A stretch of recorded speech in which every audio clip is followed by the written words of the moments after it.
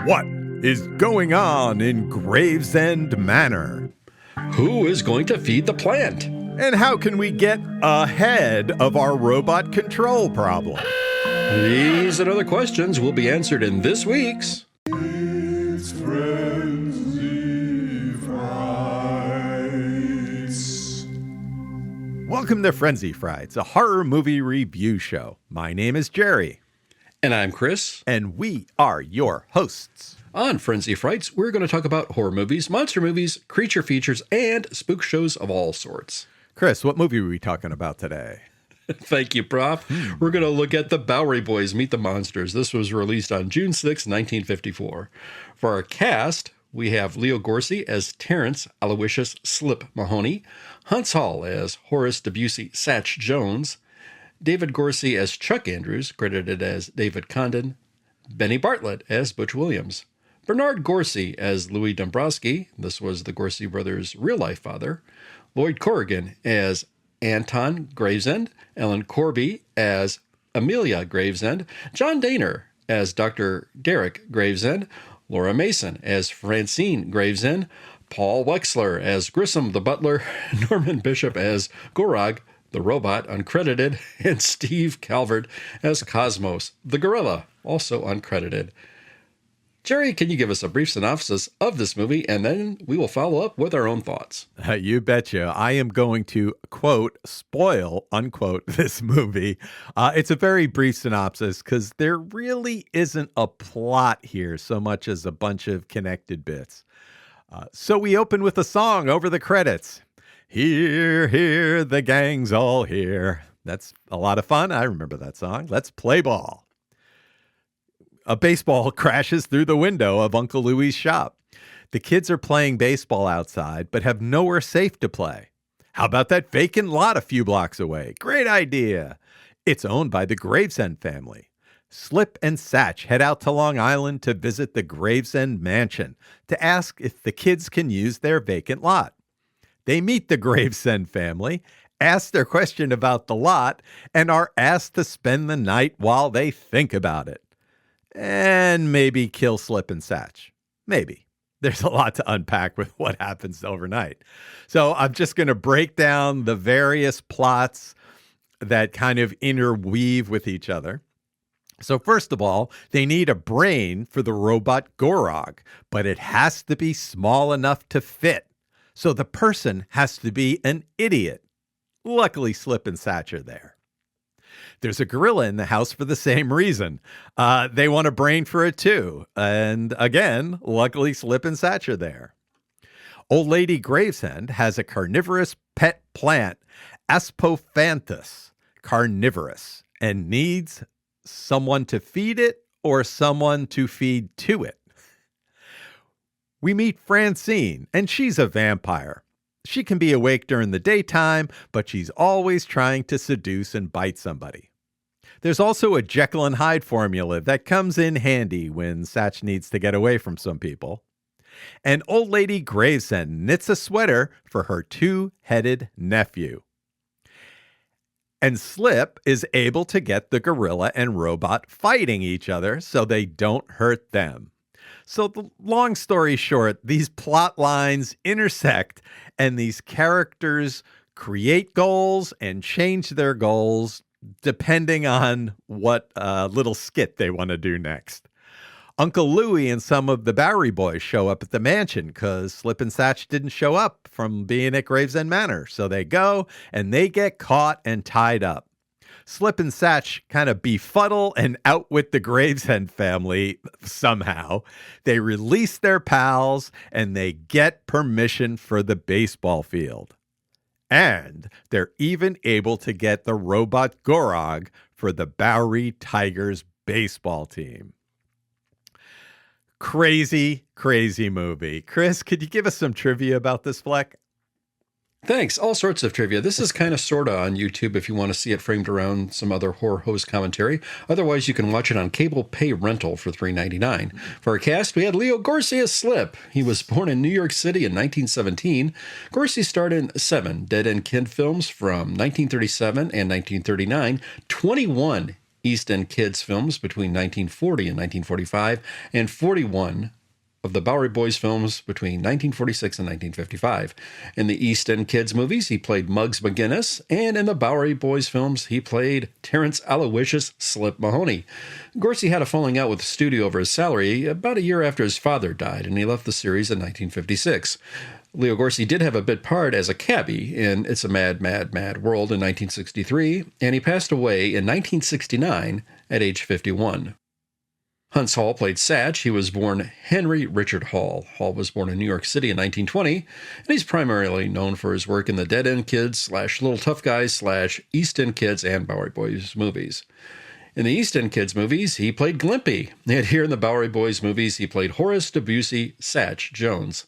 He took over the lead in the final 7 Bowery Boys movies. One of his more memorable later roles, in my opinion, was an appearance on the sitcom Different Strokes in an episode entitled Big Brother, and his character was called the Happy Wanderer. He died in 1999 at age 78. We had a couple of other familiar faces in the supporting cast. We'll start with John Dehner. I think we've mentioned John Dehner before in the That Guy segment. He's usually appeared as a con man, and he's appeared on multiple episodes of television, including but not limited to The Andy Griffith Show, The Beverly Hillbillies, F Troop, Mission Impossible, The Flying Nun, Get Smart, Hogan's Heroes, and The Rockford Files. John Dehner also appeared in the Twilight Zone episodes The Lonely, The Jungle, and Mr. Garrity and the Graves. We also had Ellen Corby here. Ellen Corby is best known for her portrayal of Esther Grandma Walton that won her 3 Emmy Awards for the TV series The Waltons. Now, if Burt Mustard was typically cast as an old man on movies and sitcoms, I think Ellen Corby was typically cast as the old lady on a lot of sitcoms and films. She, too, appeared on The Andy Griffith Show, and she even did an episode of Batman, among tons of movie and TV credits. I want to give a quick nod to the butler in this one. He was Paul Wexler. He had a great look and appearance here. He was in the 1975 adventure film Doc Savage, The Man of Bronze, one of my favorites as a kid, and he played the supervillain Captain Seize. For a little bit of background and history, the Bowery Boys were the successors of the East End Kids film series.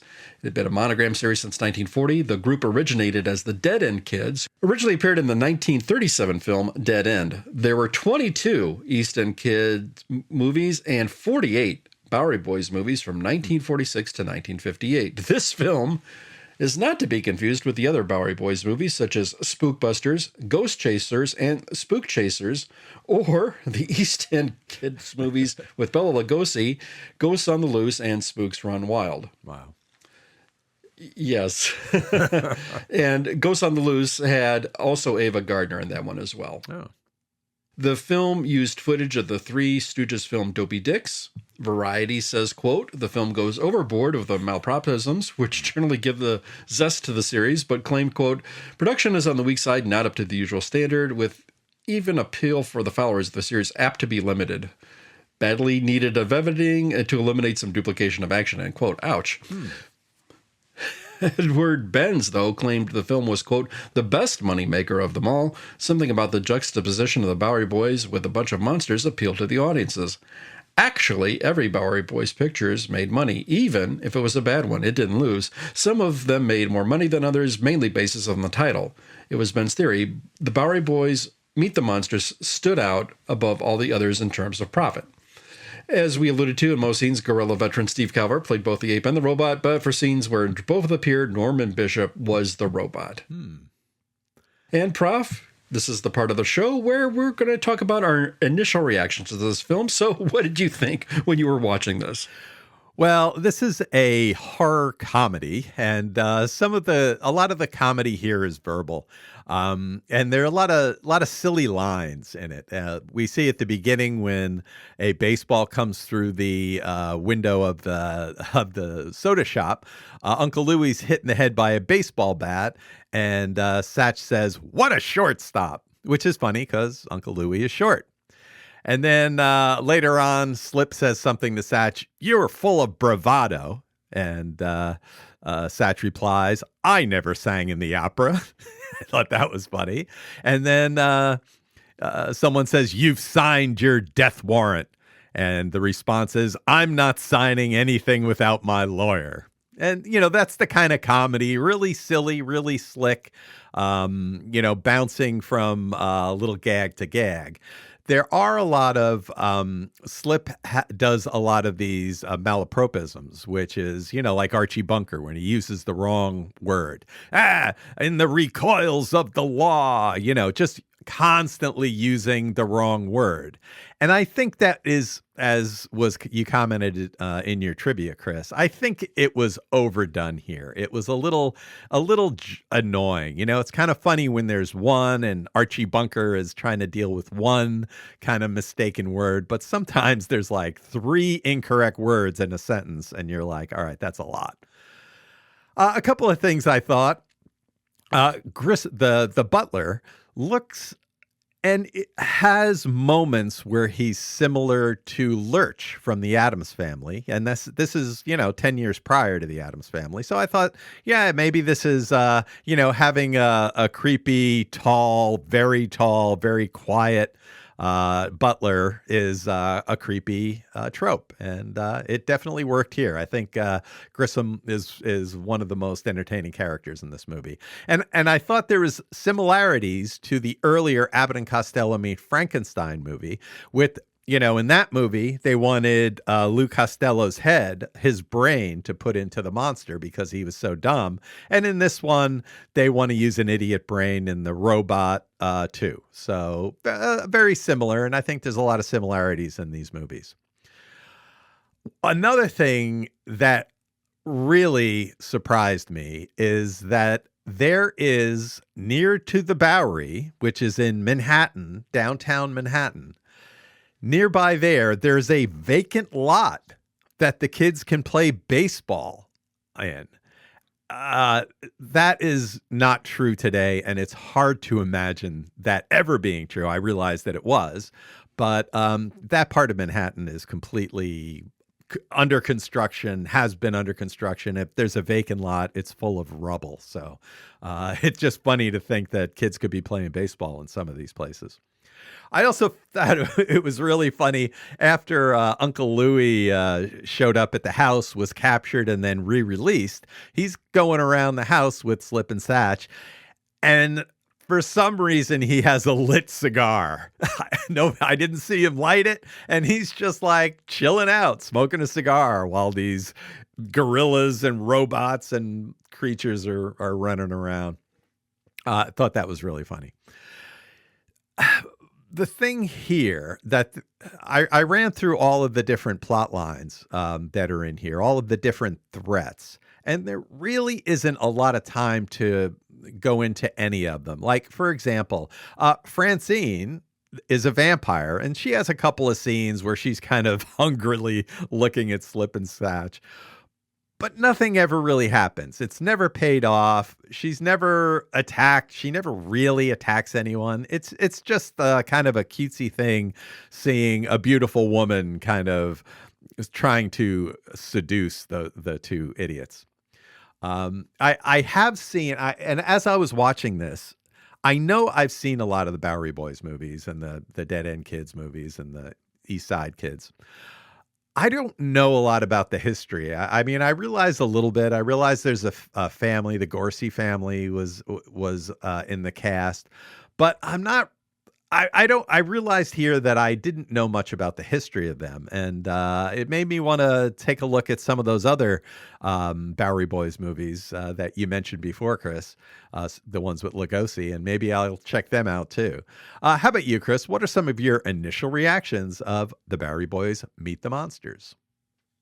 Thanks, Prof. I might get repetitive because some of the things you mentioned were some of my favorite movie moments, so I'll hold off. So with respect to the initial reactions, as I was watching this, I couldn't help but be immersed into this world. And the movies basically always start off in the same place, this little Louis malt shop here. Mm-hmm. And I wonder to myself when the, quote, malt shop / sweet shop era ended, because this was a place for the hangout, for the kids and the teens, and I just never got to experience that. And I never really asked my parents about it, and I just wondered when the era of this sort of phased out. I'd have to think this was probably in the mid to late 60s, but I kind of wonder what this time was like back then. Yeah.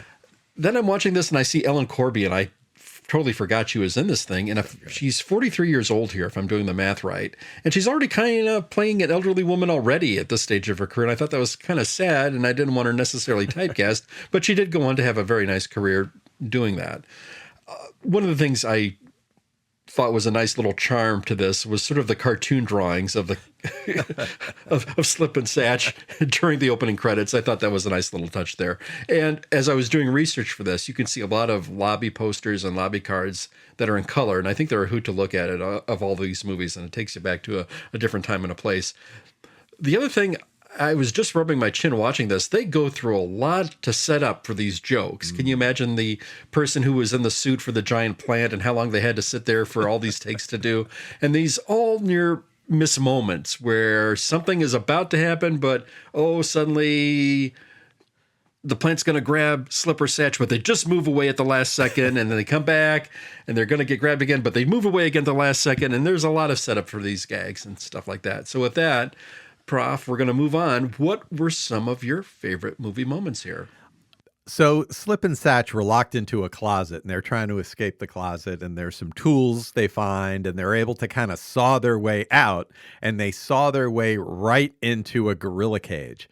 And Slip keeps sending Satch into the gorilla cage, and the gorilla keeps throwing him back out. And I thought that was a real funny physical comedy bit that I really liked. A lot of the comedy here is verbal, but there were some really good physical comedy moments, and that was definitely one of them. And as you mentioned, Chris, that carnivorous tree plant thing, I thought that was really funny. And like somebody would be sitting at the edge by the tree, and you'd see obviously an actor is in this tree suit and is kind of going to grab the person, and somebody walks in and they stand up and the tree just misses them. And I thought that was funny. And then there's one scene when I think it's Satch is actually like getting eaten by the tree, and I thought that was pretty funny, and he had to get dragged out of it. I really liked that. And I also liked how I think it was Satch was getting the robot to fight with the gorilla. So they figured out how to control the robot through a kind of a voice box, kind of an Alexa, and were able to order him to protect them from the gorilla. And that really worked out pretty well. And then finally, there was a scene with John Diener, great actor.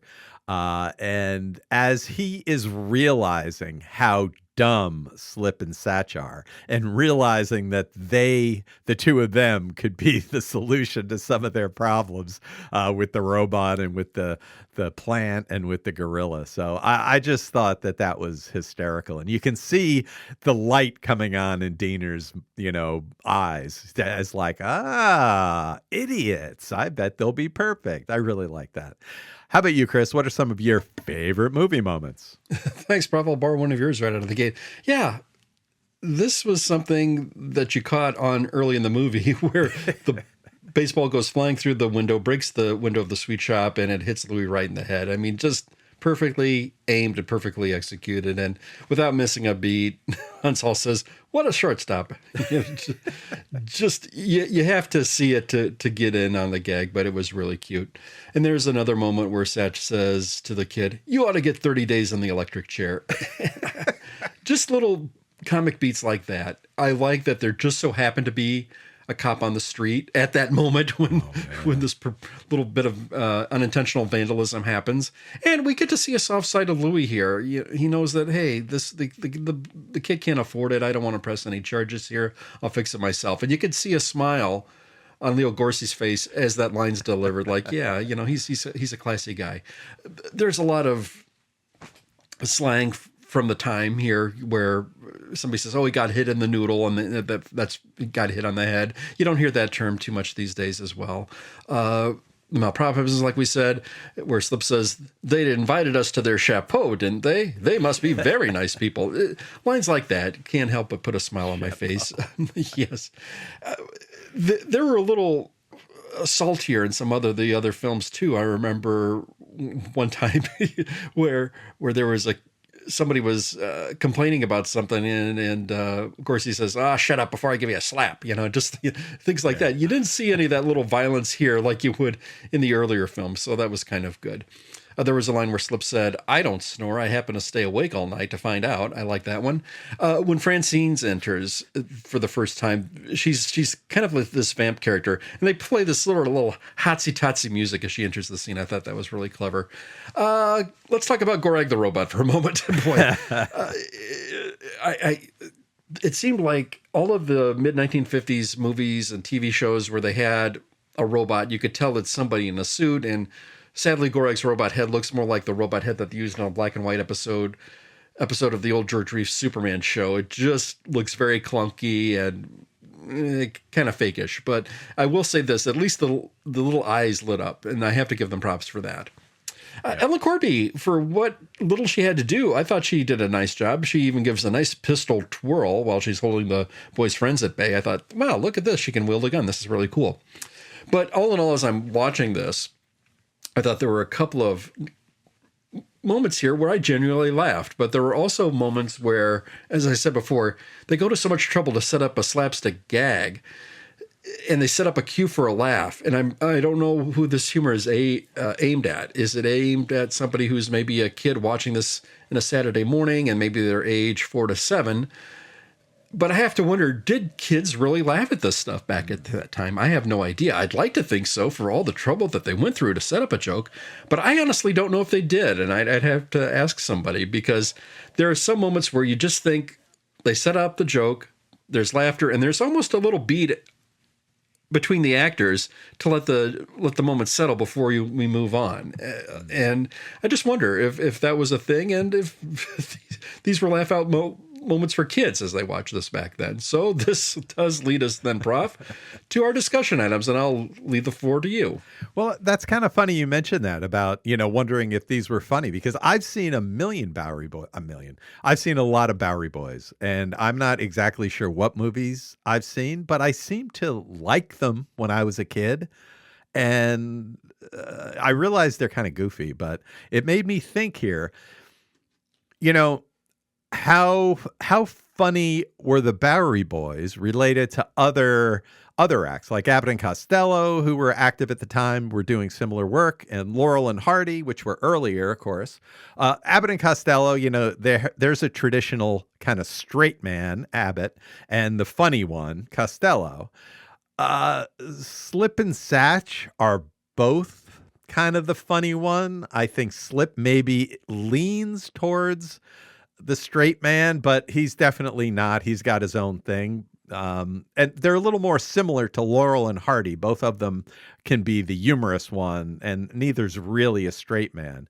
But I don't know. I don't think that the Bowery Boys, at least here, are as funny as Abbott and Costello. Where do you, thinking about horror comedies and just other comedic acts from that time, where do you think the Bowery Boys fit? I don't know, Prof. That's a great question, because I'll look at it and come at it at another way. And I've said this on some previous shows before, but if I'm in a room back in the day as a kid, and if I was watching a Bowery Boys movie, my dad went in a room and he'd say, oh, look, there's Muggs and Glimpy. And I'd say, no, it's Slip and Sach. And I just don't know if there's any differential between these things. So he came at it from when he was a kid. Now, when he saw Muggs and Glimpy as the Easton Kids in the early 40s, he was a kid and he enjoyed those movies a lot, but they were still making these movies all throughout his childhood, all throughout his junior high, all throughout his high school years. And then I think he graduated in 1955, and they were still making these things beyond that. And I think he sort of outgrew this. And in his mind and his time frame, he'll always associate seeing Leo Gorsey and Huntz Hall as Muggs and Glimpy. And for me, it was Slip and Sach, because that's what they were called in these things. So I think I hate to say it, I almost think, my dad sort of outgrew this as he matured, and he really didn't see these things. And I don't know how many kids were coming in, the baby boomers, if they were coming at this, the kids born in the 1950s or the late 40s, and if they saw these films after my father did, was it more meaningful and impactful to them as a viewer? These were B movies. I don't think they had any big particular budget versus like Abbott and Costello had maybe a slightly bigger budget and had more star drawing power to them a little bit, if you will. And they were more feature-length films, whereas these were a little bit shorter, if you will. So I think they were like on a lower tier, and I think they certainly could execute the comedy. There's a point I'm going to make later, but I'll just sort of get in front of it now. I think these were hard performers and they were earnest performers with respect to what they did. And I think they kind of grew and evolved, and they knew that here's what our audience expects of us. We're going to have a couple of sight gags. We're going to have the lines of the malapropisms, and then we're going to just have at it, and then we'll just give us a new strip. But there were so many of these films where Abbott Costello sort of dealt with, okay, we're on a horror kick, so now the Bowery Boys are going to do a horror kick. And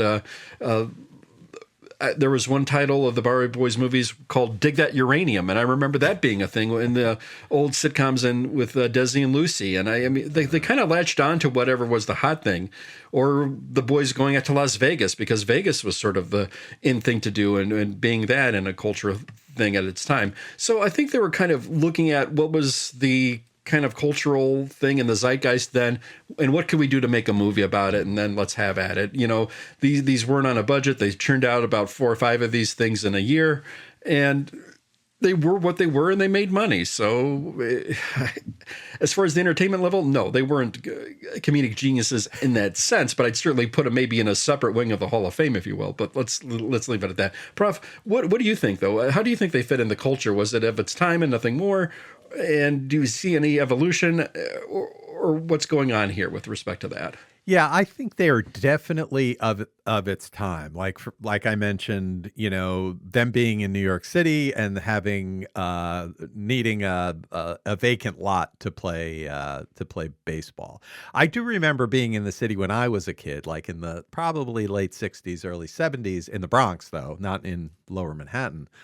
And we would play stickball in the street. I mean, it wasn't, but even by that time, that was a difficult thing to do, but because of the traffic was building. But, you know, we could still do it.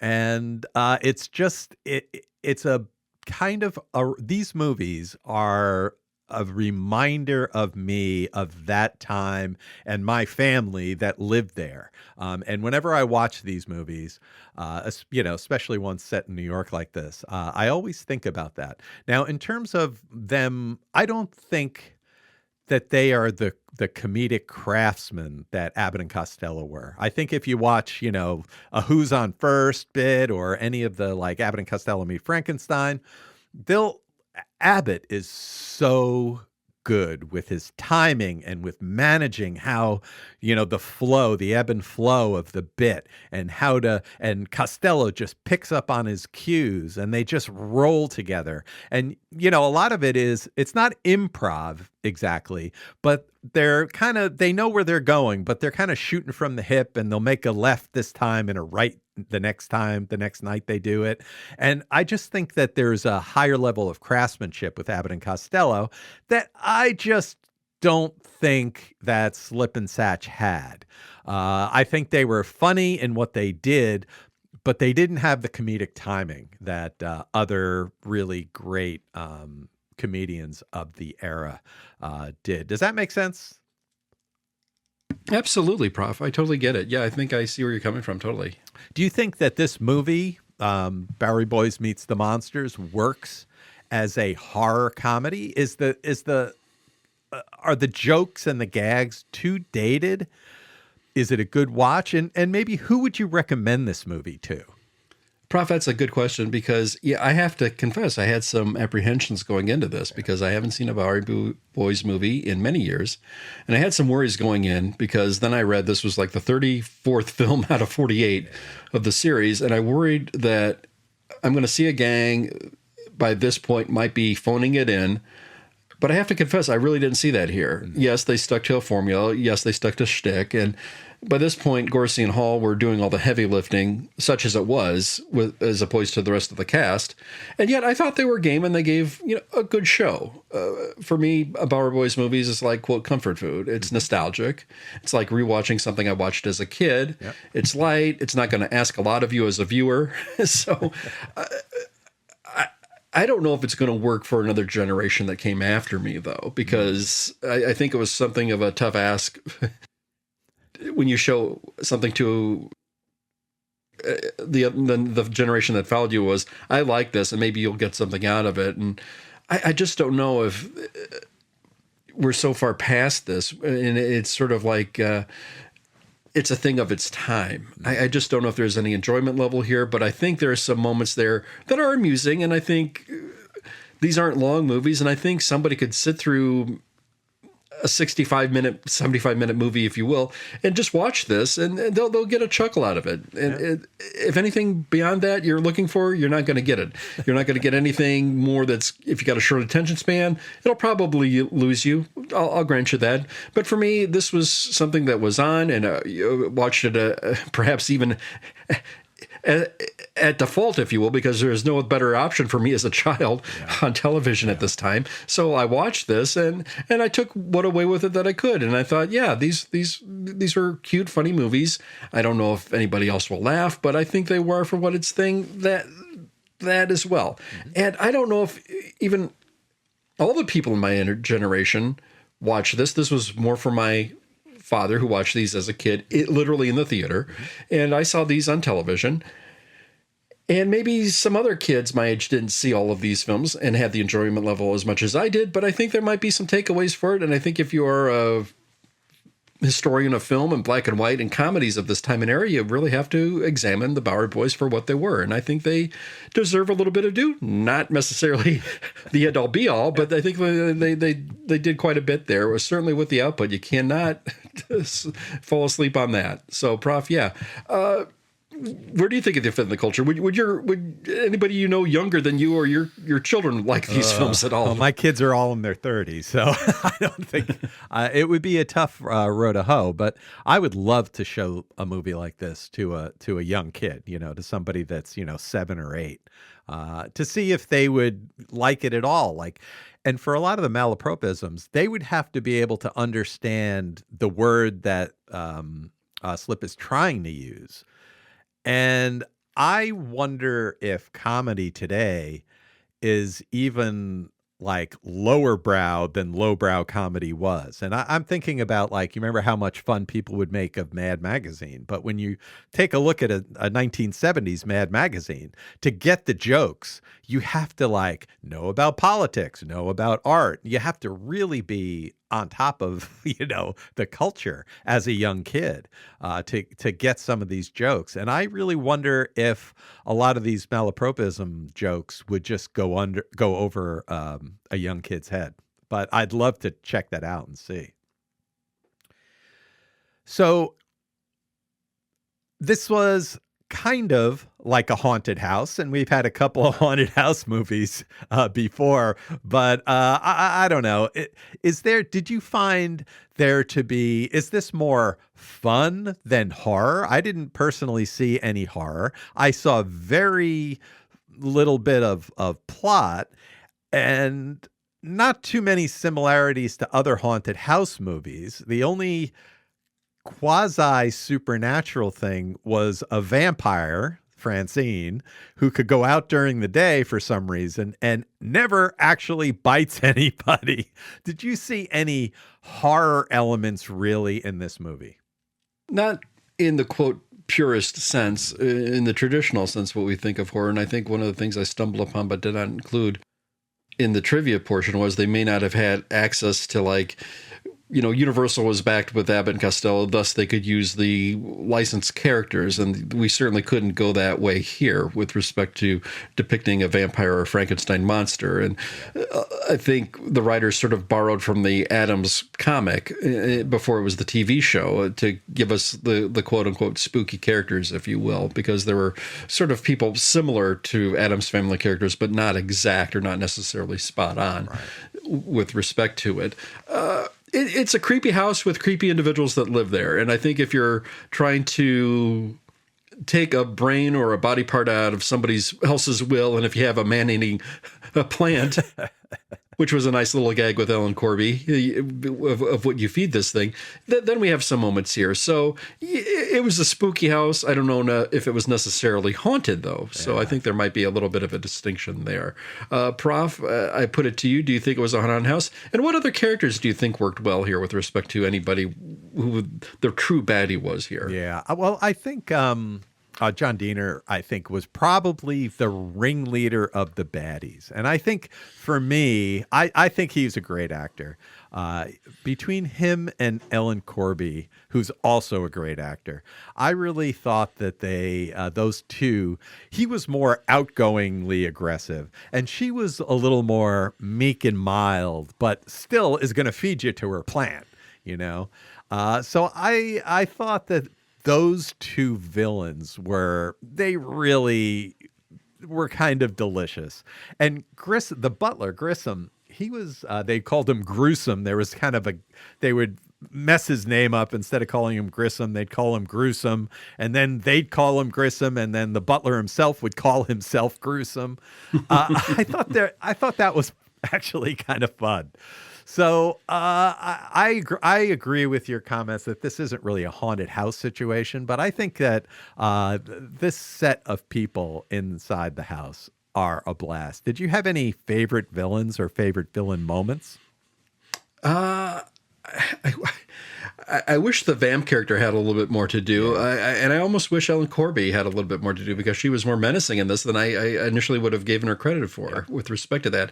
But I also want to give another shout out to Grissom the Butler. I think he was a real talented actor who has this real thin Lurch appearance even before Lurch even came out, cast by Ted Cassidy. And he was fantastic here with respect to it. But as you said, Prof, the great John Ender is the ringleader of this outfit with respect to all these characters. I don't know how quote unquote evil he was, but he was the baddie. I think everybody had fun with their parts, and you could tell. I thought that was really kind of a nice touch there. Was there one who stood out to you, or maybe a couple that stood out to you, Prof? I think I'm going to lean towards Ellen Corby. I think she was understated and had a kind of, she would smile and look at you as the sweet old lady, even though she was only 43 at the time. And she's trying to figure out how to either get you decapitated or how to feed you to her plant. And I just thought that was so much fun. And then you mentioned her with the pistol, doing that pistol work. I thought that was a lot of fun. There was one time I think they needed to do one more take of that, but she was great at doing it. We've talked a little bit about the history of the Bowery Boys and Dead End Kids, etc. movies. What was your first encounter with them, Chris? Yeah, thanks. Weird. Everything starts with comic books for me, or comic strips in some way. Prof, there was a book way back in the day when I was probably a child, and it was called the World Encyclopedia of Comics, and it was edited by Maurice Horton. I think the yellow kid was on the cover. And included in this book, there was a color reproduction of an old Sunday Dick Tracy comic strip, I think from the late 1930s. So let me give you a setup. In this whole entire one-page Sunday comic strip, there's a villain that's trying to elude Dick Tracy, and he's climbing up a movie marquee. And on the marquee that's done vertically, it says, "Playing today, Dead End Kitties," and the arrow's pointing down. So the villain's trying to climb up this marquee, and he slips, and one of the things breaks off, and he falls, I think, presumably to his death, which then you only see left in the marquee, "Dead End." And then you see the villain on the ground. And I said, wow, I wonder what the Dead End Kitties were. And then I showed it to my father. Do you remember this comic strip? He said, no, that was before my time. But the Dead End Kids were this. And for me, they were the East End Kids. And then I got to find out who they were. And Prof, I don't recall seeing them too much when I was a child in my initial years in Memphis, but later on when I moved to the upper Midwest in Wisconsin and had exposure to more channels coming out of the Twin Cities, and then later on Detroit, Chicago, and everything, there'd always be some type of UHF channel. That's another story for the kids. But a channel, maybe even it would even be on one of the network affiliates. But these movies would typically be rerun on a Saturday morning, Saturday afternoon, or a Sunday morning, just as sort of a light comic fare. Billed under like the comedy classics, if you will, where they'd show a sequence of Blondie movies, they'd show Laurel and Hardy films, and then eventually they'd get to the Bowery Boys. And for me, it was always the Bowery Boys. I don't recall seeing too many of the ones that were labeled the East End series, East End Kids, if you will. And I never saw those guys at all. And I'm thinking it would have been nice to see these characters evolve, if you will, with the East Side Kids. But for me, it was mostly the Bowery Boys. And some of the movie films that were shown on these channels, occasionally they'd have on like a narrator who would just come on, well, today's comedy classic, we're going to show you the Bowery Boys, whatever. And then he would say, in this one, Slip and Satch, and this is the length of the series, and here we go. And then between commercials, they would talk a little bit about the history of the characters and stuff like that. I don't know if it was a domain issue. I don't know if there is a restriction with respect to broadcasting rights to show either the Dead End series or the East End Kids, East Side Kids series on these things. For me, it was mostly the Bowery Boys. And I would watch these just by the fact that there was nothing really else on at this time period to watch. And I found these movies... they would put a smile on my face. I would get a little bit of a thing. Wow, look at what it was like back then, if you will, just seeing what situation the fellows were in, and then see how it would play out, and just with all the sight gags and all the things setting up for the jokes.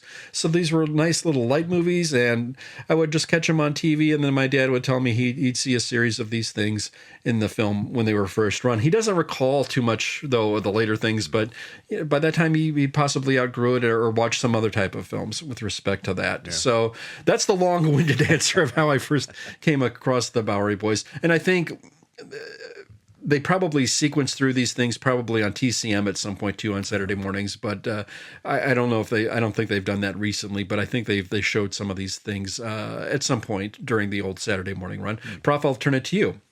I don't think we can have a movie talking about the Bowery Boys unless we talk about where we first encountered them. So, Prof, I'll turn it to you. Where did you first encounter the Bowery Boys movies? It's definitely Sunday mornings. I used to deliver newspapers, and it would be I'd get up early on Sunday before church, and put on the TV, and usually they'd play a Bowery Boys movie probably after Davy and Goliath, Hey, Davy, it's time for the Bowery Boys. I remember one, and that's really the only memory of an actual movie that I have, is one where I think they have to stay over at a house. And it's like a haunted house, and it's got a haunted, maybe somebody's aunt left it to them, or one of the gang's family members left it to them. And it used to be a gambling den, and it's supposed to be haunted.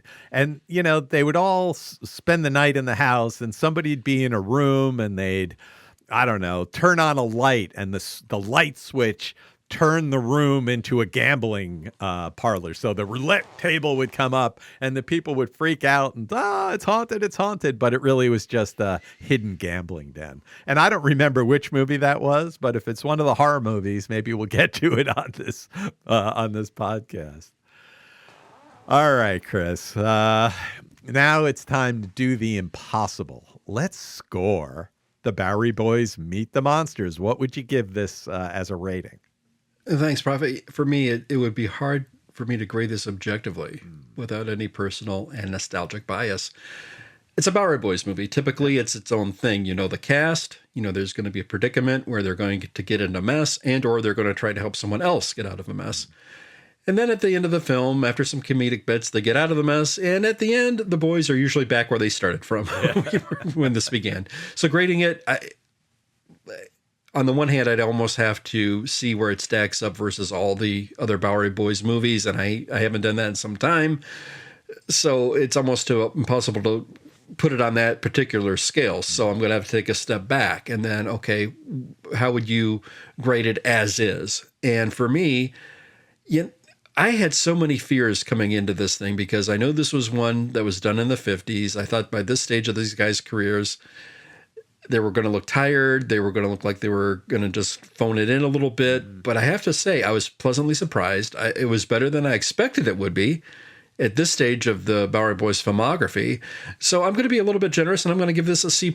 I thought this was okay. It wasn't certainly the worst thing I watched, and I didn't have to do any thinking. I could just watch it and let the entertainment play out as, if you will, in front of me. I thought some of the shtick lasted a little bit too long, and I think even if a kid back then would have been a little, okay, we get the joke, show me something else. So, but nonetheless, there is so much effort in Huntz Hall and Leo Gorcey doing these things, and they showed up. I will have to grant them that. So I was pleasantly surprised, and again, I'll say it's a C+. Yeah. Prof, I turn it to you. Can you possibly grade this, and if so, what would you give it? Well, I think looking at it as a comedy, I think it is dated. Looking at it as a horror movie, it's not scary.